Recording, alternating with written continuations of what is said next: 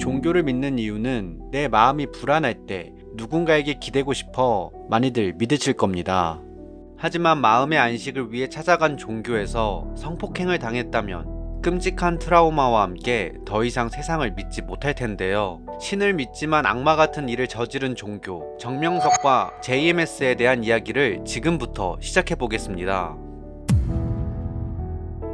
JMS, 기독교 복음 선교회라는 이름으로 1978년 정명석이 창립한 종교단체입니다. 정명석은 1945년 전라북도 금산군에서 6남 1녀 중 셋째로 태어났습니다. 전쟁 직후라 집안은 끼니를 굶을 정도로 가난했고, 가난으로 인해 국민학교를 다닐 때 학교에서 따돌림을 당해 혼자 노는 일이 많았다고 합니다.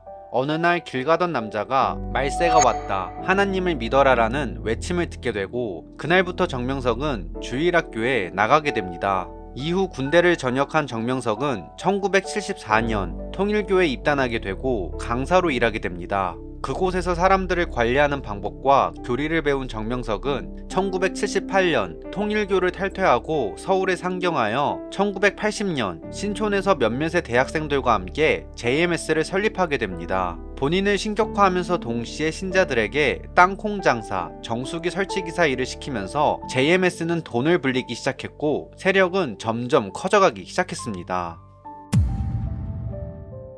JMS의 교리는 사랑을 엄청 중요시 여기고 있습니다. 정명석이 사랑을 강조한 이유는 본인의 욕망을 풀기에 적합한 교리 방법이기 때문입니다. 정명석은 자신을 신랑으로, 여성 신도들은 신부로 비유하며 자신과의 성적인 관계를 영적인 결합이라고 주장하며 이를 신앙의 일환으로 포장했습니다. 즉, 본인과의 잠자리를 하나님과 연결할 수 있는 행위로 표현함으로써 여자 신도들을 통해 본인의 욕망을 해결하였으며, 추후 경찰 조사 결과 한국 여성뿐 아니라 외국 여자와 심지어 미성년자까지 건드린 사실까지 밝혀져 욕망에 완전 사로잡힌 짐승 같은 모습을 보여지게 됩니다.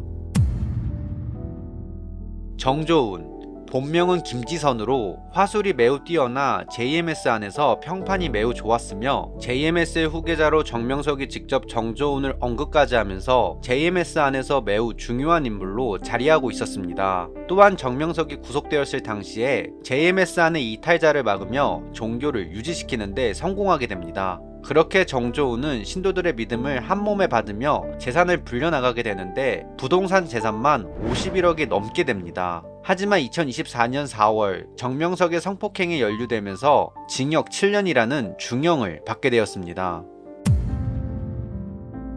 피해자들은 정명석이 구세주의 사랑을 나누는 것이라는 왜곡된 가르침을 앞세워 범죄를 정당화했다고 증언합니다.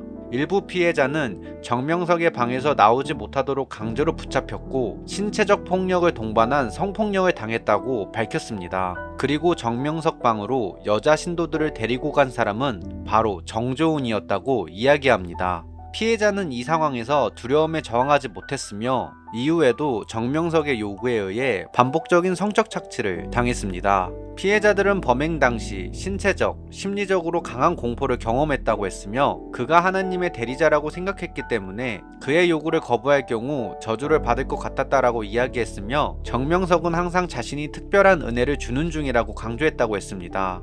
정명석은 이런 만행을 저지른 후 최종적으로 징역 17년형을 받았습니다. 하지만 피해자들에게 제대로 된 보상과 사과 한마디 없었으며, 아직도 JMS 안에는 세뇌당한 신도들이 탈출하지 못한 상황에 놓여져 있습니다. 정말 성경의 말씀을 믿는 사람이 짐승도 못한 이런 추태를 보인다면 정말 죽어서 하나님 앞에 섰을 때 무엇을 증언하고 이야기할 수 있을까요? 피해자들의 슬픔은 어떻게 책임지고 감당할 건가요? 정명석과 그 일당이 정신 차릴 거라는 기대는 할 수 없겠지만, 기적이 일어나 피해자들과 지금도 JMS에 빠진 사람들이 가족들 품으로 돌아가 행복한 날을 보내는 날이 왔으면 정말 좋겠습니다. 오늘 준비한 이야기는 여기까지입니다. 다음에 또 다른 이야기로 돌아오겠습니다. 감사합니다.